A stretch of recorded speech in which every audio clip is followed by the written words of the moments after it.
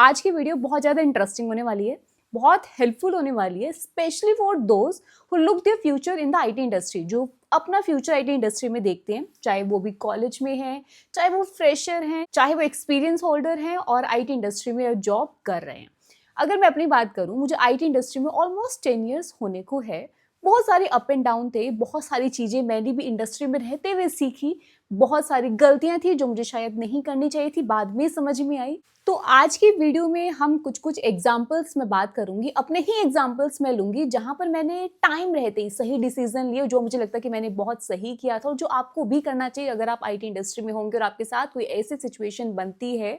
और कुछ गलतियां जो मुझे शायद नहीं करनी चाहिए थी और जो आपको भी नहीं करनी चाहिए।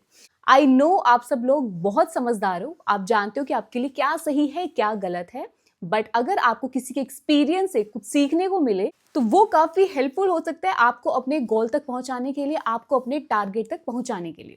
सो बिना देरी के स्टार्ट करते हैं वीडियो को। But before that, for all those who are new to my channel, जो मेरी वीडियो को पहली बार देख रहे हैं, please to consider subscribing my channel. यहाँ पर बहुत ही इंफॉर्मेटिव वीडियो शेयर की जाती है, बहुत ही जेन्युइन एक रियल एक्सपीरियंस शेयर किया जाता है। तो जब मैंने एचसीएल को ज्वाइन किया था एज अ फ्रेशर, तो सबसे पहले मेरी ट्रेनिंग हुई थी मानेसर में।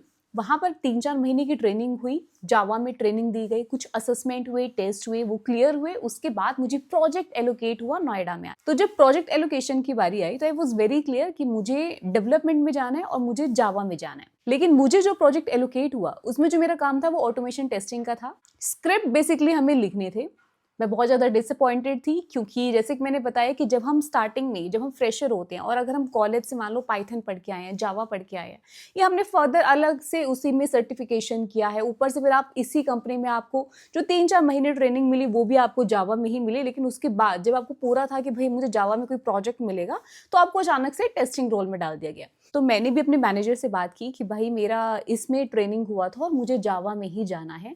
प्लस मैंने एचआर से भी बात की कि मुझे जावा में ही कोई प्रोजेक्ट चाहिए। लेकिन आप अपना पॉइंट्स रख सकते हो, लेकिन एट द एंड आपको करना वही होगा जो कंपनी आपसे करवाना चाहती है। तो कुछ दिन मैंने हाथ पांव मारे, बट एट द एंड मैं उसी प्रोजेक्ट में रही। वहां पर ही मैं 6-7 महीने तक रही। 6-7 महीने बाद वो प्रोजेक्ट खुद से खत्म हुआ, मैं रिलीज हुई। जब मैं उस प्रोजेक्ट से रिलीज हुई और मुझे दूसरा प्रोजेक्ट जो असाइन हुआ वो था सपोर्ट का। Again I was very disappointed, but वही था, मुझे इतना समझ में आ गया था कि भाई हाथ पांव मारने से कुछ नहीं होगा। अभी आपको जो काम मिल रहा है आप वो करते रहो। बट कहीं ना कहीं पीछे से मैं अपनी जावा कोडिंग भी करती रहती थी, उसमें हैंड्स ऑन करती रहती थी। सपोर्ट में गई, सपोर्ट में मेरा अगेन 1-1.5 साल तक काम हुआ। तो इस तरीके से खिंच खिंचा के मेरा 1.5-2 साल पहले टेस्टिंग में, देन उसके बाद सपोर्ट में निकल गया। अब वहां से भी प्रोजेक्ट से रिलीज मिला। रिलीज मिलने के बाद में आई बेंच पे।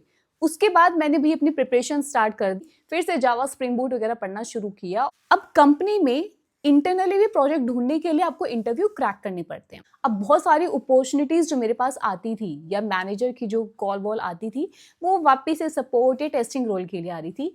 एक दिन मुझे कॉल आया एंगुलर जेएस के लिए, एंड बिलीव मी गाइस, मुझे एंगुलर जेएस में कोई भी एक्सपीरियंस नहीं था, बट स्टिल मुझे लगा एक अच्छा अपॉर्चुनिटी, एटलीस्ट मैं डेवलपमेंट में घुस जाऊंगी।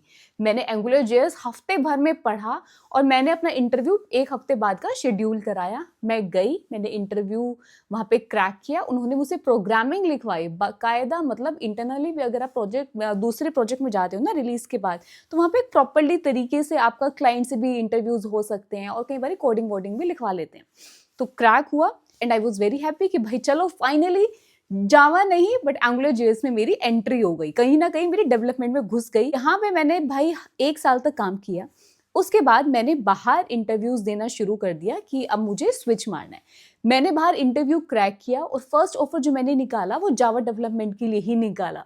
Again I was very happy कि फाइनली जो मेरा एंड गोल था कि मुझे जावा में ही घुसना है, मुझे इसी में डेवलपमेंट करनी है, वो काम मुझे मिल गया था।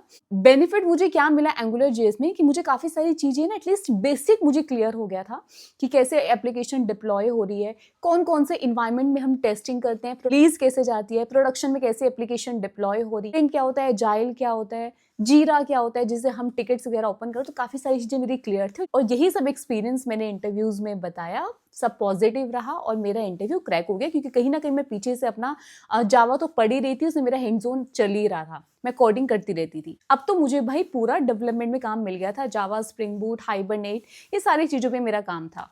बहुत अच्छा लगा स्टार्टिंग में कि भाई फाइनली जो मैं चाहती थी, डर भी लगता था कि 3 साल का एक्सपीरियंस हो गया है कि आपने एक कंपनी ज्वाइन की है तो आपसे कुछ ना कुछ एक्सपेक्टेशन रहेगी।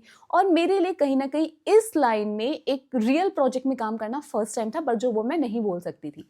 अब धीरे धीरे मैंने उसमें काम किया, चीज़ें इंटरेस्टिंग लगी और कोडिंग वगैरह करने में मज़ा आया, काफ़ी सारी चीज़ें समझ में आई, कहाँ कहाँ पे आप सिचुएशंस में, सिनेरियोज में फंसते हो, कैसे आप ट्रबल शूट कर रहे हो, काफ़ी सारी चीज़ें वहाँ पे सीखने को मिली। यहाँ से हमें क्या सीखने को मिला कि भाई जब आप फ्रेशर हो, जब आप अपना आईटी इंडस्ट्री में घुस रहे हो तो थोड़ा सा फ्लेक्सिबल रहो, बिल्कुल स्टक मत हो जाना कि मुझे इसी प्रोफाइल में घुसना है, मुझे इसी टेक्नोलॉजी में काम करना है, अगर मुझे इसमें नहीं मिलेगा तो मैं कंपनी ज्वाइन नहीं करूंगा, या मुझे बिल्कुल यही वाला रोल चाहिए, मुझे इसी वाले ट्रैक में घुसना है, अगर नहीं मिल रहा तो मैं कंपनी को मना किए जा रहा हूँ। ये सबसे बड़ी गलती होती है। स्टार्टिंग में आपको जो भी रोल मिल रहा है, अगर आपको अपने अकॉर्डिंग रोल नहीं मिल रहा है, अपने अकॉर्डिंग टेक्नोलॉजी में काम नहीं मिल रहा है, स्टिल आप कंपनी को ज्वाइन कर लो।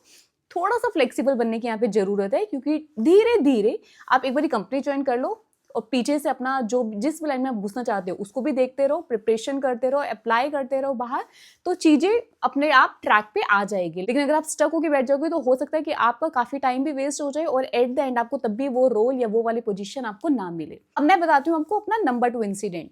एक कंपनी मैंने ज्वाइन की थी स्विच के बाद, जो कि प्रोडक्ट बेस्ड कंपनी थी, लेकिन क्योंकि उनका अपना प्रोडक्ट था, काफ़ी स्टेबल था, सारी चीज़ें चल रही थी, कोई बग आ गया तो वही फिक्स करना पड़ता था, पुरानी टेक्नोलॉजीज़ में काम था।